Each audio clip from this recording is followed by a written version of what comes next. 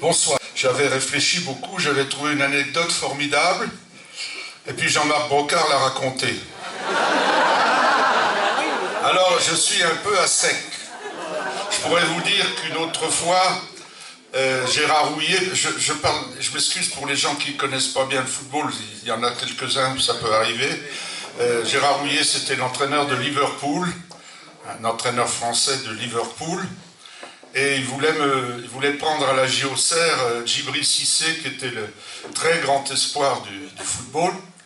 Et donc il me téléphone, il me dit « Je veux te voir, lundi ça va ?» Oui, bon ben écoute, viens me chercher à l'aérodrome d'Auxerre, on arrivera à 11h. Alors il arrive avec son directeur, qui s'appelait par hasard M. Paris.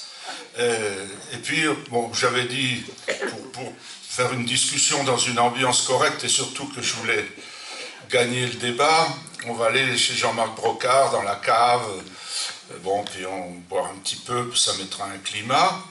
Et donc, on est allé là-bas, alors il me dit, quand est-ce bon, on voudrait Djibril Cissé, ben, je dis, écoute, nous on veut bien, mais dans 3 ans. Alors, bon, on discutait bien, et tout d'un coup arrive un Anglais. C'était un acheteur de Chablis très important de l'Angleterre, qui est l'un des pays étrangers qui consomme le plus de Chablis. Et là, avec stupeur, il avait le directeur de l'équipe de Liverpool sous les yeux et Gérard Houllier, l'entraîneur. Donc il a presque participé à la discussion. On a mangé un petit bout, parce que chez Brocard, je vous le dis, on peut toujours trouver à manger, même si ce n'est pas un restaurant. Et je pense après, quand Jean-Marc a entrepris les discussions fortes de négociation, ça s'est placé plus facilement que sans ça. Autrement, il faut que mes anecdotes soient un petit peu viticoles. Alors, un jour, M. Chirac décide de me décorer. Bon. Alors, je vais, bon, la cérémonie, vous savez, alignée en rang d'oignon, bon. Et il fait un petit discours, comme ça a été le cas d'ailleurs pour nous tout à l'heure, moins brillamment bien sûr et plus court, sur chacun des récipiendaires, et dit, me concernant, Giroud est un chantre du Chablis dont il possède quelques arpents. Bon, j'étais flatté, bon, ça se déroule, il me pique, il m'embrasse, et puis ça passe, et en rentrant, je dis, je vais lui envoyer une caisse de Chablis. Et alors, son directeur de cabinet, le préfet Bertrand Landrieux, était d'Apoigny, mon village. Il avait été à l'école communale, et ses frères avaient mon âge, avaient joué au foot avec moi, donc j'étais pas gêné, donc je l'ai appelé pour que la caisse de Chablis ne subisse pas les fouilles, et donc j'en ai envoyé 2, de chez Jean-Marc, bien sûr. Je suis pas sûr que j'ai payé. Et faut pas gâcher. Le lundi, au stade, à 9h, coup de téléphone au standard de la GIA, notre secrétaire reçoit, c'est l'Élysée. Bon, elle ne s'émeut pas trop, comme elle savait que j'avais un copain dans la place. Elle dit, je vous passe le président. Ah bon.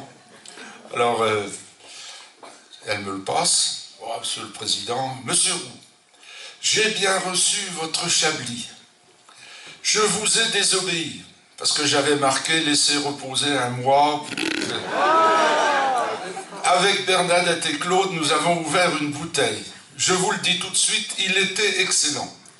Voilà, petite anecdote, pas très amusante, mais pour vous montrer qu'on peut faire parler du Chablis aux bons endroits. Pas avec le président de la République suivant. Là, il m'a aussi décoré, j'ai pas osé lui envoyer une bouteille de cristalline.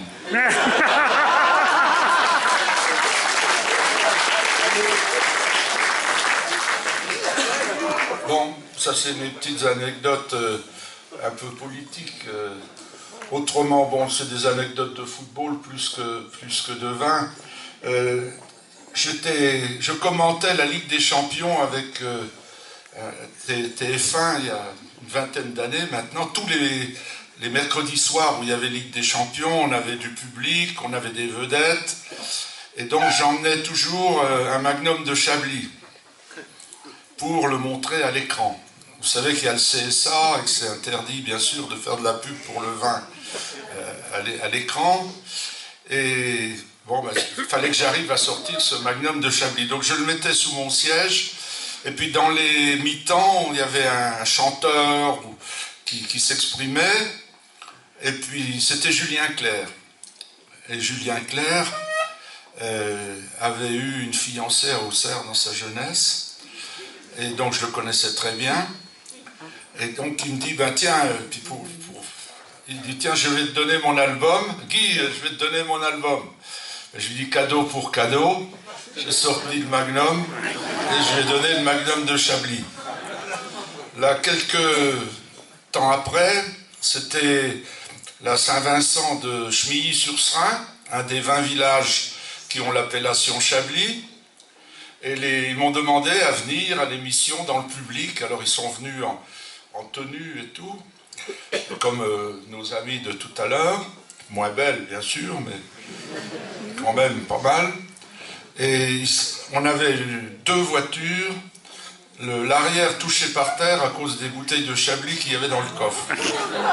Et alors il y avait marqué au feutre Monsieur Patrick Lelay, PDG de Monsieur Moujotte, directeur, Thierry Roland, Jean-Michel Larquet, tout ça.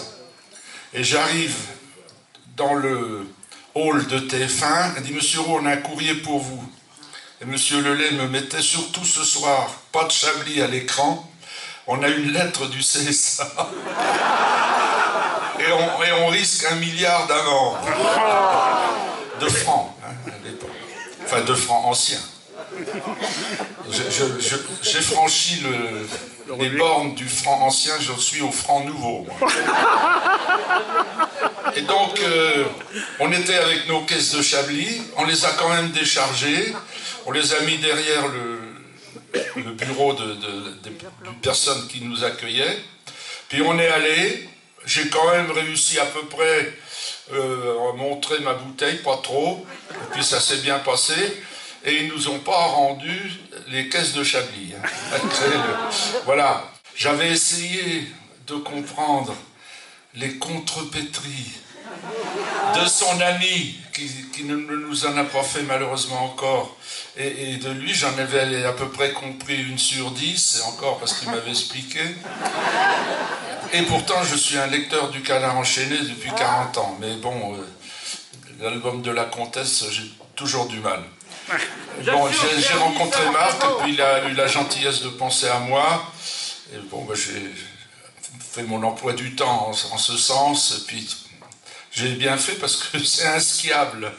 Voilà, merci.